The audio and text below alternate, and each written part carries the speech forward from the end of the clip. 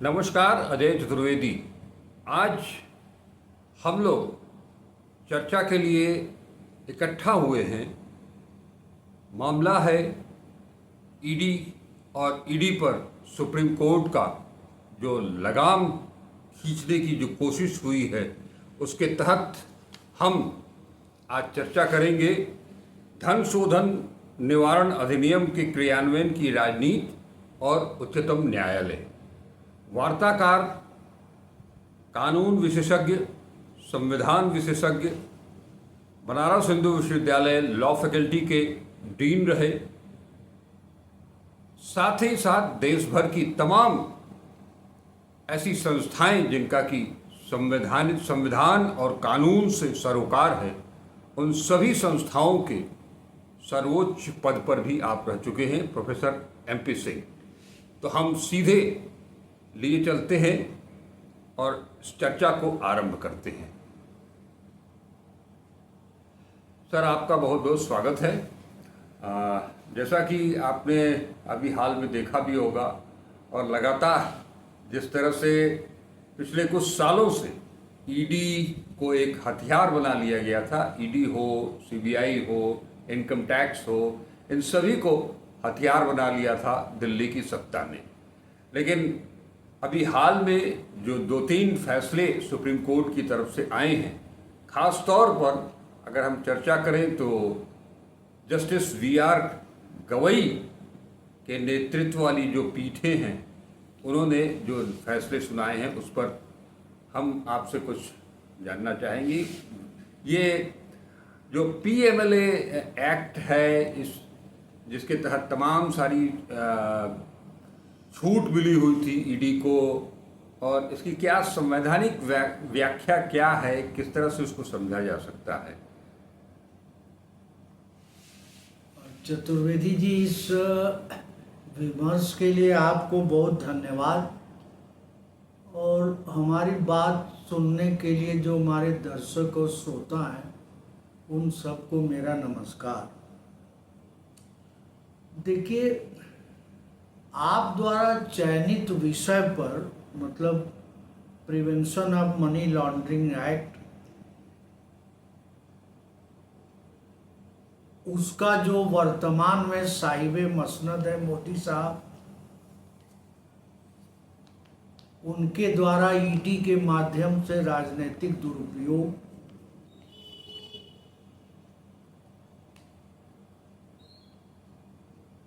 और उसमें इधर हाल के दिनों में कुछ 4-5 महत्वपूर्ण निर्णय आए PMLA के अंतर्गत। उसमें से खास तौर से आप मनीष सिसोदिया, संजय सिंह, के कविता जो BRS की नेत्री है, उनका केस, केजरीवाल को भी जमानत मिल चुकी है PMLA एक्ट में, हेमंत सोरेन जो झारखंड के मुख्यमंत्री हैं। तो थोड़ा सा ऐसा लगता है कि खास तौर से कुछ उच्च न्यायालय और उच्चतम न्यायालय की एक विशेष खंडपीठ, सब नहीं, सभी न्यायाधीश नहीं, क्योंकि देखिए हमारी जो उच्चतम न्यायालय है, इसकी न्यायाधीश उन्मुख है। तो ये जो एक बेंच है, खास तौर से जस्टिस BR गवई और KV विश्वनाथन की, और जिसके सामने ये सब सारे केसेस जा रहे हैं, उनके रुख को लेकर देश में एक थोड़ी सी सुखद हवा राजनीति के क्षेत्र में चली है। लेकिन मैं एक बहुत बड़े वकील का एक वाक्य आपको सुना दूं कि हमारी जो उच्चतम न्यायालय है इस समय, खास तौर से पिछले 10 वर्षों में, वो एक कदम आगे चलती है, 2 कदम दाएं बाएं चलती है, और फिर एकाएक 3 कदम पीछे चली जाती है। तो आप कोई ठोस विचार कुछ निर्णयों के आधार पर बना नहीं सकते। लेकिन मैं आपके चयनित विषय पर आऊंगा। इसके पहले मैं आपसे आज्ञा लूंगा 2-3 वाक्य कहने का। जी जी। उदाहरण के तौर पर मोदी जी की जो तथाकथित राजनीतिक सफलता है, उसमें उन्होंने 2 यंत्रों का प्रमुख रूप से इस्तेमाल किया। मैं आरएसएस की क्या भूमिका है, उनका संगठन क्या है, हाँ, ये हाँ, सब की चर्चा अभी नहीं, नहीं कर रहा हूं। मुख्यतया इन्होंने 2 यंत्रों का इस्तेमाल किया। एक थी सांप्रदायिकता, नफरत, लोगों में भय उत्पन्न करना, मुसलमानों को केंद्र बिंदु बनाकर हिंदुओं का पोलराइजेशन करना, एक ये यंत्र था। और दूसरा प्रमुख यंत्र था संस्थाओं का राजनीतिकरण कर देना और उनकी जो संवैधानिक नैतिकता थी संस्थाओं की, उसको विनष्ट कर देना। अब मैं हाल का एक आपको वर्णन करूं। आजादी के बाद ये पहला वाकया हुआ जब मोदी सरकार ने राष्ट्रपति का राजनैतिक उपयोग किया अपने स्वार्थ सिद्धि के लिए। उदाहरण के लिए कलकत्ता में जो आरजी कर मेडिकल कॉलेज में बहुत दुखद और हृदय विदारक भयानक घटना हुई बलात्कार की, लेकिन उसका नागरिकों ने विरोध किया, डॉक्टरों ने ऑल इंडिया विरोध किया, कलकत्ता हाई कोर्ट ने जांच सीबीआई को दे दिया, जांच शुरू हो गई। फिर सुप्रीम कोर्ट ने सुई मोटो उस केस को ले लिया, जांच चल रही है। हाँ। भाजपा ने इसका भरपूर राजनीतिक दोहन का प्रयास शुरू किया। अब वही द्रौपदी मुर्मू जो मणिपुर से लेकर कहीं के बलात्कार के केस पे चिंतित नहीं हुई, वो बंगाल के केस पर चिंतित होकर केवल उन्होंने ट्वीट ही नहीं किया, उन्होंने एक लेख भी लिख दिया। तो खुल्लम खुल्ला सिंहासन पर बैठी हुई राजनीतिक दल का समर्थन करना तो राष्ट्रपति की संस्था का बहुत ज्यादा अवमूल्यन किया तो द्रौपदी मुर्मू ने, लेकिन उन्होंने मोदी जी के भय के कारण किया। दूसरी बात, आजादी के बाद पहली बार हुआ जब किसी प्रांत का लेफ्टिनेंट गवर्नर सत्तारूढ़ पार्टी के खिलाफ एक अखबार में लेख लिखा हो। जी जी। ये पहली बार हुआ। भाई, सत्तारूढ़ आम आदमी पार्टी के खिलाफ भाजपा लिख सकती थी, कांग्रेस लिख सकती थी, हाँ, विपक्ष। और हाँ, लेकिन गवर्नर विपक्ष की पार्टी बनकर अखबारों में लेख लिखे और इन्होंने संस्थाओं का बहुत अवमूल्यन किया या करवाया। संस्थाओं के अवमूल्यन में ही ईडी भी है, सीबीआई भी है, सुप्रीम कोर्ट है, चुनाव आयोग है, इनकम टैक्स है, विजिलेंस कमीशन है, मानवाधिकार आयोग है। माने जितनी संस्थाओं का आप नाम लीजिए, उन्होंने अपने संवैधानिक मर्यादा को बिल्कुल खो दिया और खुल्लम खुल्ला सत्तारूढ़ पार्टी के समर्थन में उतर आए। तो पहले तो आप इस बात को समझिए। इसीलिए जब रात बहुत काली हो जाती है तो जरा सा भी सूरज की किरण दिखाई पड़ने लगती है तो अपार प्रसन्नता होती है। तो इस राजनीतिक अंधियारेपन में थोड़ा सा सुप्रीम कोर्ट ने हल्का सा अभियुक्तों के संवैधानिक अधिकारों पर जब चर्चा शुरू करना किया गिरफ्तारियों को लेकर पीएमएलए एक्ट में, तो लोगों को एक हल्की सी चांदनी रेखा दिखाई पड़ी कि शायद प्रजातंत्र अभी कुछ हद तक जीवित है। इसलिए इन केसेस का महत्व बहुत है। भले इसमें कोई विशेष ऐसा क्रांतिकारी फैसला नहीं लिया गया जिसकी चर्चा हम लोग आगे करेंगे। अब आप ये समझिए कि पीएमएलए एक्ट का, जिसको आमतौर पे मनी लॉन्ड्रिंग एक्ट भी कहते हैं या हवाला मनी लॉन्ड्रिंग को आम बोल चला, तो ये 1988 में संयुक्त राष्ट्र की महासभा में 150 से ज्यादा देशों ने ये चिंता व्यक्त किया सामूहिक रूप से कि ये जो आतंकवादी लोग हैं, ड्रग ट्रैफिकिंग के रैकेट्स हैं, ये हवाला के माध्यम से धन शोधन कर रहे हैं पूरी दुनिया में। तो सभी राष्ट्रों को एक सम्मिलित प्रयास करना चाहिए कि धन शोधन की प्रक्रिया को दंडनीय अपराध बनाया जाए। 1990 में भारत ने भी उस प्रस्ताव पर दस्तखत किया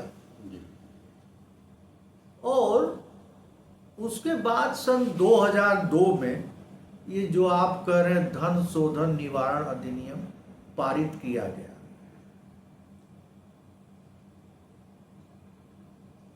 प्रारंभिक दिनों में खास तौर से इसमें गिरफ्तारी, जमानत की इतनी कठोर व्यवस्था नहीं थी जितनी इस समय है, लेकिन मोदी सरकार ने इसमें संशोधन कर दिया, क्योंकि मोदी सरकार का एक नारा था कि हम भ्रष्टाचार को जड़ से मिटा देंगे, न खाएंगे न खाने देंगे। और उनका आशय ये था कि हम एजेंसियों का उपयोग करके विपक्ष को ही मिटा देंगे, खास तौर से कांग्रेस।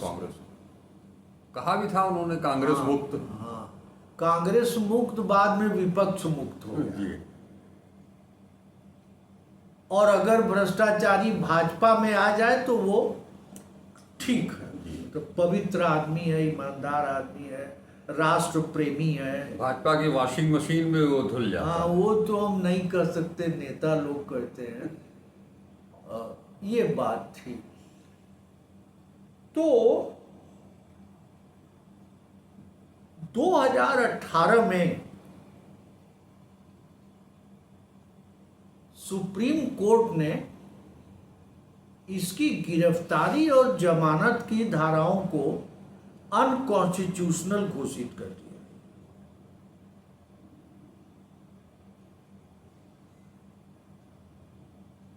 और इसके बाद 2022 में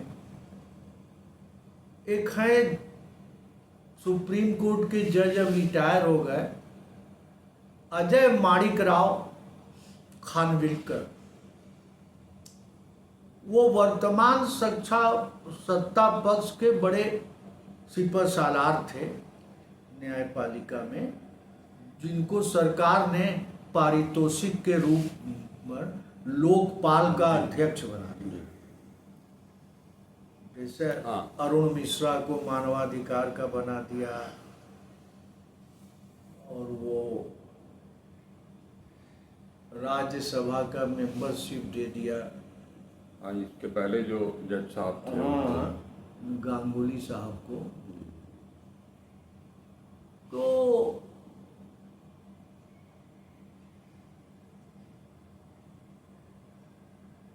उन्होंने 1922 में एक विजय मदन लाल के केस में कह दिया कि नहीं, ये दोनों धाराएं, धारा 45 और धारा 19 और धारा 50 उपधारा 3, ये सब पूर्ण रूप से संवैधानिक। खानविलकर साहब ने कह दिया। ये वही खानविलकर साहब हैं जिन्होंने तीस्ता शीतलवाद की मदद करने करे वो जो महिला थी गुजरात में जिसके संग बलात्कार हुआ, बिल्किस बानो की पैरवी करने के आरोप में तीस्ता सीतलवाद के खिलाफ आदेश दे दिया कि केस चलाया जाए, और तीस्ता सीतलवाद जेल में चली गई, बाद में सुप्रीम कोर्ट। तो ये खानविलकर साहब एक क्रांतिकारी जज हैं, सत्ता पक्ष के समर्थक के रूप में। तो उनका फैसला आया जिसके विरुद्ध रिव्यू दायर है जी। जिस रिव्यू को अभी चीफ जस्टिस ने लार्जर बेंच को प्रेषित कर दिया। ठीक है, तो अभी तक जो न्यायिक और वैधानिक स्थिति है वो ये है कि धारा 19, धारा 45 1 और धारा 50 उपधारा 3 ये अभी तक संवैधानिक हैं और वैध हैं। लेकिन इन धाराओं के निरूपण में खास तौर से जस्टिस BR गवई और विश्वनाथन के बेंच को ये महसूस होने लगा कि इसमें भारतीय संविधान में वर्णित 3 अनुच्छेदों के मौलिक अधिकारों का घोर हनन हो रहा है। वो है अनुच्छेद 20, जिसमें कि कोई खुद अपने खिलाफ गवाही नहीं दे सकता। अनुच्छेद 21, जिसमें जीवन और स्वतंत्रता का मौलिक अधिकार है, और अनुच्छेद 22, जिसमें ये प्राविधान है कि बिना कारण बताए किसी को गिरफ्तार नहीं किया जा सकता। आपको इन तीनों अनुच्छेदों को महत्व को समझना पड़ेगा। एक और बात को समझना पड़ेगा कि एक बहुत महान जज थे, जस्टिस VR कृष्णा अय्यर, जो एग्जैक्ट 100 साल की उम्र में उनका देहांत हुआ, केरल के थे। उनका एक प्रमुख वाक्य है कि bail is rule and jail is exception. जी। हमारे फौजदारी विधि में जमानत एक नियम है और जेल अपवाद है। लेकिन यही न्यायपालिकाएं लगातार इसका उल्लंघन करती रही और कर भी रही हैं। जैसे उमर खालिद 4 साल से जेल में है, जी। तब सुप्रीम कोर्ट को यह वाक्य नहीं याद आता क्योंकि वो मुसलमान है। हाँ। मैं बहुत अदब के साथ कह रहा हूँ, न्यायपालिका के प्रति 4 मुस्लिम औरतें और बंद हैं। दिल्ली राइट केस में वो चारों मुसलमान हैं। उस पर सुप्रीम कोर्ट को ये याद नहीं आता कि bail is rule and jail is an exception. तो अब हम यहाँ पर फिर लौट कर आते हैं PMLA पर या मनी लॉन्ड्रिंग एक्ट पर। तो आप जैसे आप इस अधिनियम की धारा 19 को देखिए, PMLA एक्ट को, तो उसमें ये इन्फोर्समेंट डायरेक्टरेट को अधिकार है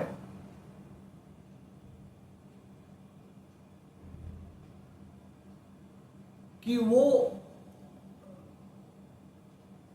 अगर उसके पास विश्वास करने योग्य मटेरियल है, if the ED has reason to believe,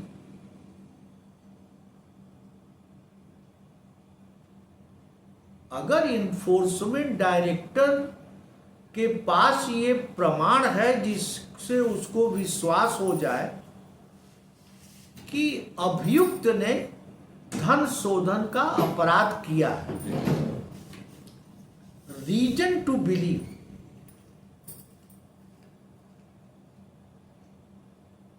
तो ED उस व्यक्ति को गिरफ्तार कर सकती है। अब एक हमारी जो अपराध प्रक्रिया संहिता है, क्रिमिनल प्रोसीजर के, उसका धारा है 436 क। उसमें यह लिखा है कि जब आप किसी को गिरफ्तार करते हैं तो उसको कारण बताना पड़ेगा।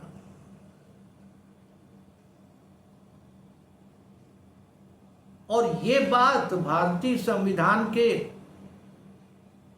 अनुच्छेद 20 अनुच्छेद 21(3) में भी लिखा हुआ है कि आपको तत्काल कारण बताना पड़ेगा गिरफ्तारी के पहले। जी। लेकिन ईडी क्या करती थी कि गिरफ्तार कर लेती थी 19 में, ये कहती थी कि we have reason to believe that he has committed the offence, हमारे पास मटेरियल है। और वो ECIR भी नहीं देती थी,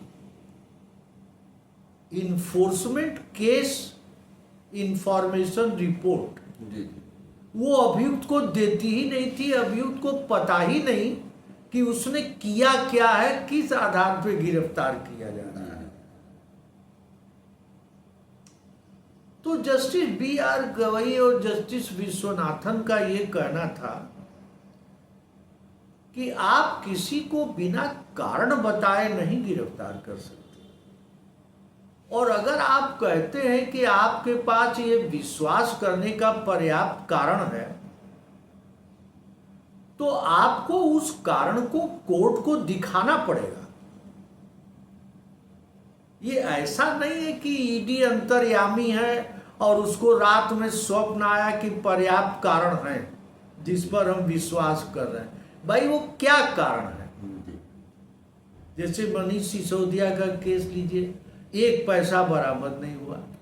धन शोधन माने कि एक अपराध से धन प्राप्त करके उसको कहीं इन्वेस्ट करना है, लगाना है, लगा देना है। मकान बनवा लिए, होटल बनवा लिए, कुछ कर लिए, बिजनेस खड़ा कर लिए, तो कहीं तो प्रमाण दीजिए इसका।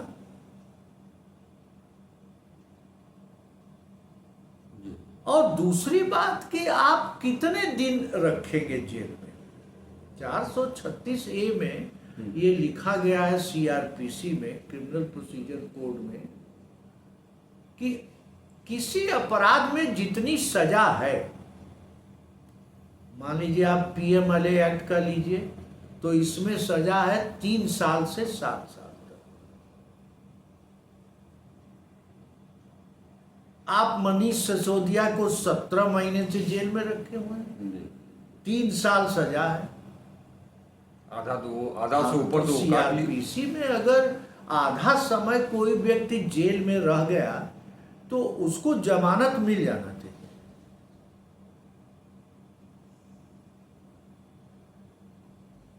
ये एक ग्राउंड सुप्रीम कोर्ट ले रही है।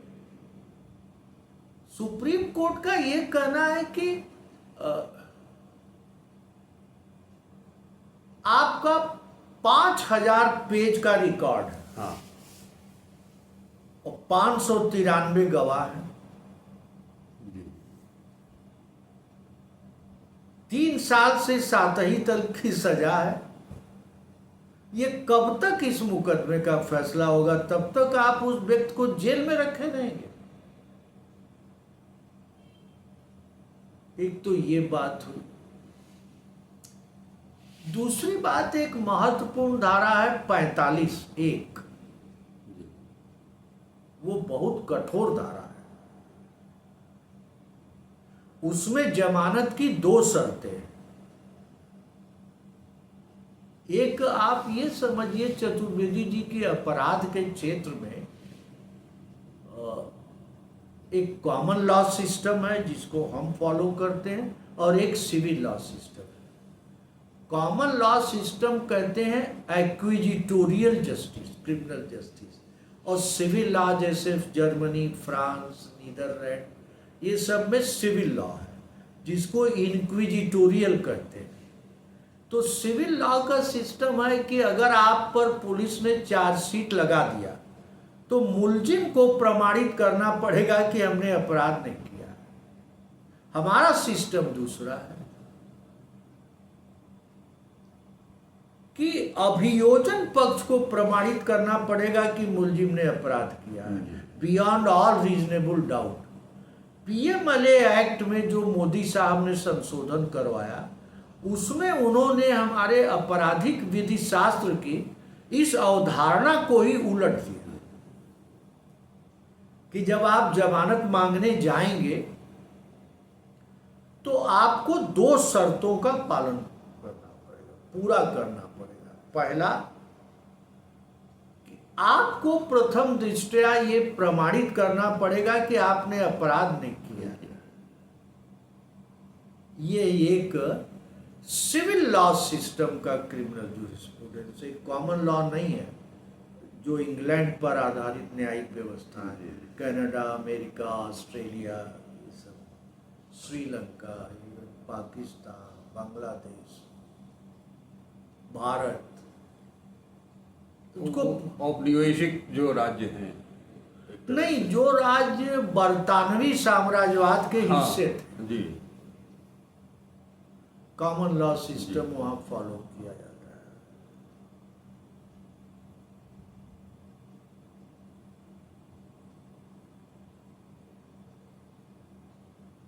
तो आप जो है प्रमाणित करिए कि आपने अपराध नहीं किया, तभी जमानत मिल पाएगी। तो वो कह रहे हैं कि ईडी तो प्रमाणित कर ही नहीं पा रही है और रिकॉर्ड सब ईडी के पास है। अभियुक्त कह रहा है कि हमने ये अपराध नहीं किया है और आप उसको डॉक्यूमेंट दे ही नहीं रहे हैं, बिना कारण बताए अरेस्ट कर ले रहे हैं। तो इसमें बहुत दिनों तक जेल में नहीं रखा जा सकता। दूसरी शर्त यह है कि अभियुक्त देश छोड़कर बाहर नहीं जाएगा और कोई दूसरा अपराध नहीं करेगा। तो अब मान लीजिए डिप्टी चीफ मिनिस्टर है या केजरीवाल चीफ मिनिस्टर है या हेमंत सोरेन चीफ मिनिस्टर थे, पूर्ववर्ती में हाँ, भूतपूर्व मुख्यमंत्री थे झारखंड के, तो आप पासपोर्ट जमा करवा ही ले रहे हैं तो कोई विदेश कैसे भाग जाएगा?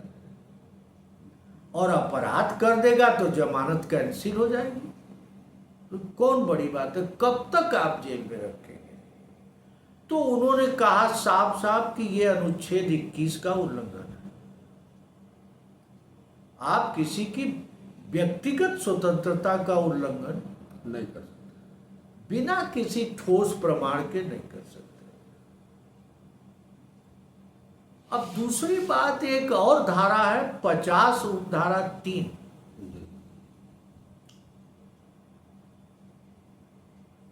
कि ईडी किसी को पकड़कर उसकी गवाही ले सकती है। हाँ, आमतौर पर पुलिस के समक्ष दी गई गवाही कोर्ट के सामने मान्य नहीं होती, लेकिन जस्टिस खानविलकर ने कह दिया कि मान्य होगी,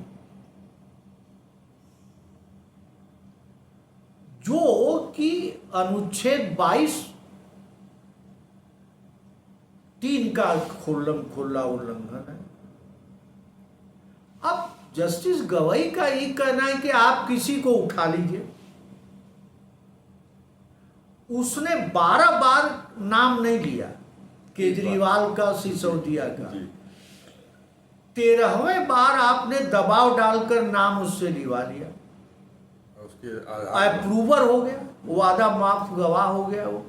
तो आप किसी को हड़काकर दबाव देकर किसी का नाम ले लीजिए। तो वो बोले, और जो वादा खाब गिला हो गया उसकी जमानत का आप विरोध नहीं करते, वो जमानत पर रिहा हो जाता है। तो ये तो एकदम इन 4-5 फैसलों से, प्रेम प्रकाश का के कविता के पहले मुकदमा आया, उसमें भी सुप्रीम कोर्ट ने यही कहा देखिए, सुप्रीम कोर्ट चतुर्वेदी जी ये बात कहेगी नहीं, लेकिन सुप्रीम कोर्ट के कुछ जजेस छटपटा रहे थे कि जिन राजनीतिक शख्सियतों को फंसाया जा रहा है मोदी सरकार के द्वारा, उनके मानवाधिकारों का खुल्लम खुल्ला उल्लंघन हो रहा है, उनकी मदद कैसे किया जाए। तो खानविलकर का जजमेंट तो 3 जज बेंच का जजमेंट है, उसका उल्लंघन तो हो नहीं सकता।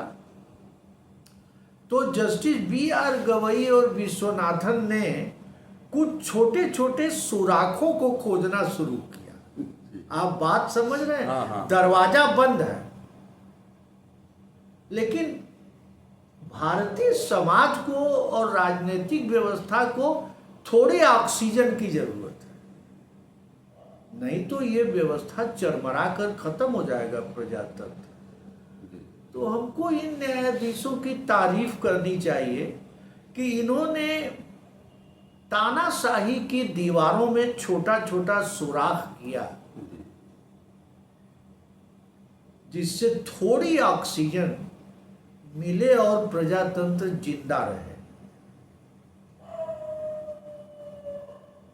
इस माने में इन न्यायाधीशों की तारीफ होनी चाहिए। लेकिन मैं फिर उसी वाक्य को दोहराऊंगा